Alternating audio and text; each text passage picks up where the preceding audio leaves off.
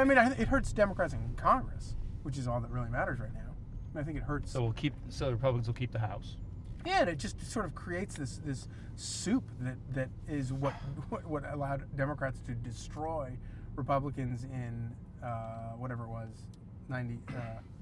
2006. Absolutely. I mean, it hurts the Democratic brand. I mean, you had senators like Dick Durbin and others writing letters to the IRS, asking them, urging them to investigate these, Tea Party groups, and guess what? It happened, and so, look, I think it's bad for the Democratic brand. Certainly, it could potentially be bad for the president. I'm not suggesting he gets impeached or anything, but it certainly does damage the narrative that they're competent. That they're competent, and they've wanted this expansive government into healthcare and all these other issues. But doesn't it bolsters the Tea Party argument that they've been clamoring for, which is government's out to get you a little bit, doesn't it? Sure. Yeah. Absolutely. Turned out to be true. But and the other thing that's the most important thing that you just mentioned is the Obamacare thing, because the degree to which this IRS thing is tied into Obamacare, right. because you have the IRS responsible for getting all this data from taxpayers who are now patients of theirs, all that stuff. I think, and the woman who was in charge of the the Tea Party group is now in charge of carrying out Obamacare. It's like, it is so monster.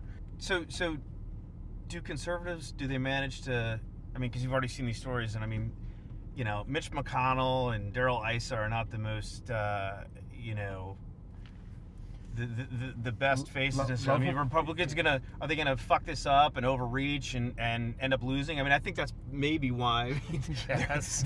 Right. I mean, they're a lot less well liked than the president, even now. But don't you think? I mean, the fallout of all of this is that the American people just are continually being hit in the gut by inefficient government left and right. I mean, I don't think Barack Obama's going to get blamed for the IRS. I think Congress is actually going to get blamed. Yeah. I mean, they have oversight, and they've completely failed. And it's why, at the end of the day, Obamacare does not work. And the reason it fails is not because people are going to reject socialism. It's because it doesn't work. It's ineffective solutions. Yeah. And so maybe we'll end up to very real problems.